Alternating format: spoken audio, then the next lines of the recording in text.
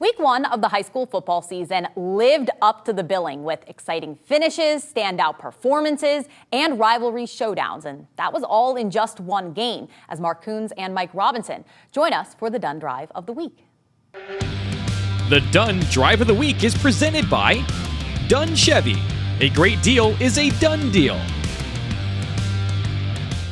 Well, Napoleon and Defiance have been playing for over 100 years, and for the second time, they went to overtime on Friday night. As we welcome in Mike Robinson. You see him every Friday night right here on BCSN on our overtime. Mike Rob, thanks so much for coming in. Hey, thanks for having me, Mark. This was one of those instant classic games where Napoleon trailed the entire game, but they were never quite out of it.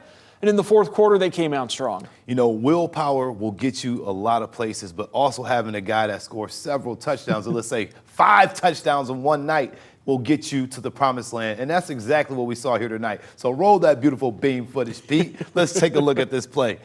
The drive of the week. It was several drives that made this game one of the best games of Friday night. Let's go ahead and take a look at this thing right here.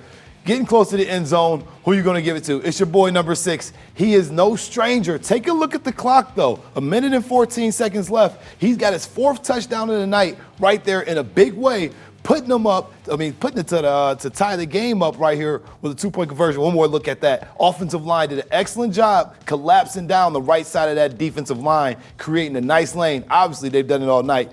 Got 35 seconds left. You see Gomez on the outside? Now you see Gomez go. Go, Gomez, Gomez, go. Look at him. Down the sideline, making guys miss.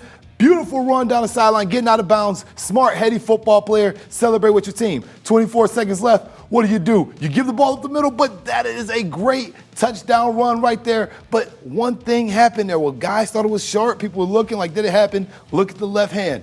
You see that, Mark? Rubio, able to get into the end zone. Ooh, I like what you did there, Mark, because he was able and he got it done. Now will Kane come back and save them? Take a look. Here we go. 2-point play and OT going forward in there. Actually, that was for 6, right? That was a touchdown in overtime, so that puts Defiance ahead by 6. Now, they just missed a point after at the end of regulation, so that's why we went to overtime. So they decided to go for the 2-point conversion in OT. Yeah, so much happening. And even right here, late in the game, going for the 2, they missed the PA. Look at it. Catch. Last second. We thought that he caught that ball. Great defense right there. Punching it out there, fighting. Look at Hayden Gherkin. Getting it working. We said that before, and look at it right here, getting it done. Now, you see your boys from Napoleon, Naptown, get one more shot at it, and of course, you're going to give it to your guy, Mr. Eggers, pushing and pulling right through the end zone. You got to say this. The offensive line for Napoleon has been dominant. This is the kick to win it. Anytime a kicker can get a walk-off kick like that, you deserve it. Cameraman, find that man. Everybody celebrate with him. Mark Quinn with the win. Big-time job for the kicking special teams over there for Napoleon. 2-point plays, 4th quarter rally. What a start to a great season. So that is our Dunn Drive of the Week. Now, Napoleon, they head to Liberty Center on Friday. Of course, the Tigers, they went to the state championship game last year. It'll be a tough matchup for Napoleon. Defiance goes to Wapakoneta. Taking a look at our Week 2 games, I should say.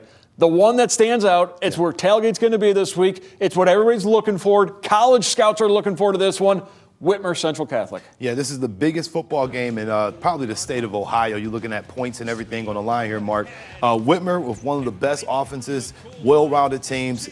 Probably the most depth all around the board as far as football talent, with Gachardo over there on the offensive side, making this thing look really good. And then on the flip side, we see Central Catholic have multiple running backs that can get it done. Isaiah Fox looked great out there at quarterback. We've had some questions, but I think he answered them week 1. Looking good. So this game right here is going to be the last of this series for a while. So we expect this to be a sellout and probably one of the best games we should see all year. Week 1 against Dublin Coffin, Whitmer scored, I think, on 5 of their 6 offensive possessions. Central Catholic against Findlay, they scored on all of their offensive possessions. You know, and this is just telling us, defense wins championships. We talked about this with Brandon Cards on Friday, but right now, offense are going to sell the tickets. Everyone's coming here to see the scoreboard get lit up. Last time these two teams had so much firepower on the field, I think Whitmer got the advantage. So right now, Whitmer, Central, this is the game to be at if you haven't been out anywhere this week. And, of course, that is just one of several games we'll have for you Friday, including Anthony Wayne St. John's. We'll also have Northview and Clay. And don't forget, this week, Michigan high school football begins. So Friday night, we'll have Canton at Bedford. Thursday night, Blissfield taking on Whiteford.